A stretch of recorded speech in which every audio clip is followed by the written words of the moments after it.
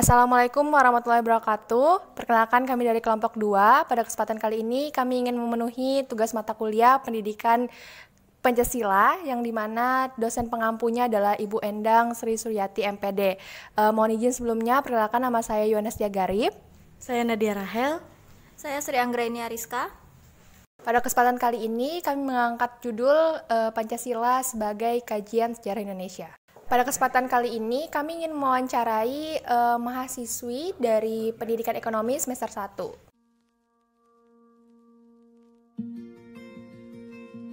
Permisi Kak. Iya Kak. Boleh kami meminta waktu Kakak sebentar untuk tugas mata kuliah kami Kak? Boleh Kak. Ya, jadi di sini kami ingin menunjukkan poster kami Kak. Jadi di sini kami membahas mengenai Pancasila sebagai kajian sejarah Indonesia. Apakah boleh kami menjelaskan isi dari materi kami ini Kak? Boleh.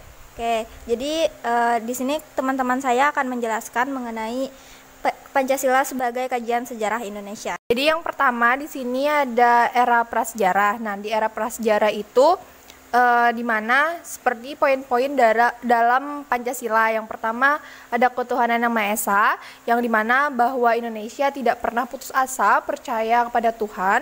Yang kedua ada kemanusiaan yang beradil dan beradab, bahwa bangsa Indonesia ini terkenal dengan ramah tamah, sopan santun, lemah lembut, dan dengan sesama manusia. Ada yang ketiga yaitu Persatuan Indonesia. Persatuan Indonesia bahwa bangsa Indonesia terkenal dengan bangsa yang rukun, bersatu, dan kekeluargaan.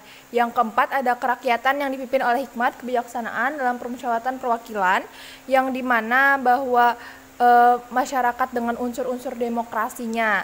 Dan yang terakhir ada keadilan sosial bagi seluruh rakyat Indonesia, yang dimana bangsa Indonesia itu menjalankan tugas hidupnya bersifat sosial dan berlaku adil. Seperti itu Kak. Oke, selanjutnya ada teori budaya Kak. Bisa lihat di sini bahwa menurut Darjin Darmodiharjo mengajukan kesimpulan bahwa nilai-nilai Pancasila telah menjiwai tonggak-tonggak sejarah nasional Indonesia. Baik, selanjutnya ada perumusan dasar negara. Nah, perumusan dasar negara itu dikemukakan pada sidang pertama BPUPKI, yaitu tepatnya pada tanggal 28 Mei sampai 1 Juni 1945. Nah, dari pengusulan dasar negara tersebut ada 3 rumusan. Yang pertama ada rumusan dari Mr. Muhammad Yamin yang dikemukakan pada tanggal 29 Mei 1945. Selanjutnya pada rumusan yang kedua itu disampaikan oleh Mr. Supomo tepatnya pada tanggal 31 Mei 1945, dan rumusan yang ketiga disampaikan oleh Insinyur Soekarno tepatnya pada tanggal 1 Juni 1945. Dan dari sidang BPUPKI tersebut dilanjutkan dibentuknya panitia 9 pada tanggal 22 Juni 1945.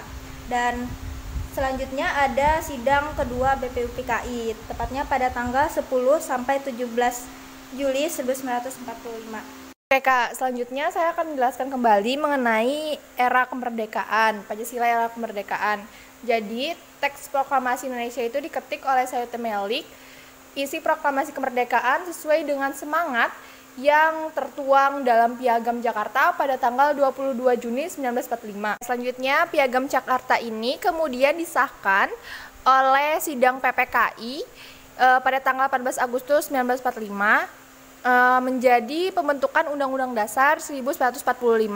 Setelah terbitnya dihapus 7 kata dengan kalimat yang semulanya adalah ketuhanan dengan kewajiban menjalankan syariat Islam bagi pemeluk-pemeluknya, kemudian dirubah yang dimana kita ketahui sekarang bahwa Pancasila yang pertama yaitu dirubah menjadi ketuhanan yang Maha Esa. Seperti itu Kak. Nah, seperti itu untuk penjelasan singkat dari poster yang sudah kami buat. Terima kasih Kak.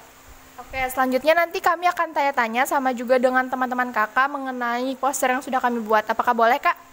Boleh Kak. Oke, terima kasih atas waktunya Kak. Oke, jadi kita mau kenalan dulu nih Kak. Nama kakak siapa Kak? Sinta Delia, Kakak dari program studi apa Kak? Pendidikan Ekonomi.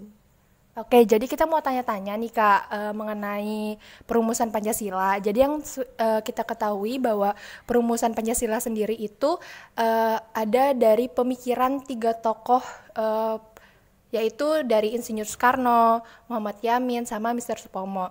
Kakak tahu nggak nih, apa sih pemikiran dari Insinyur Soekarno mengenai perumusan dasar negara?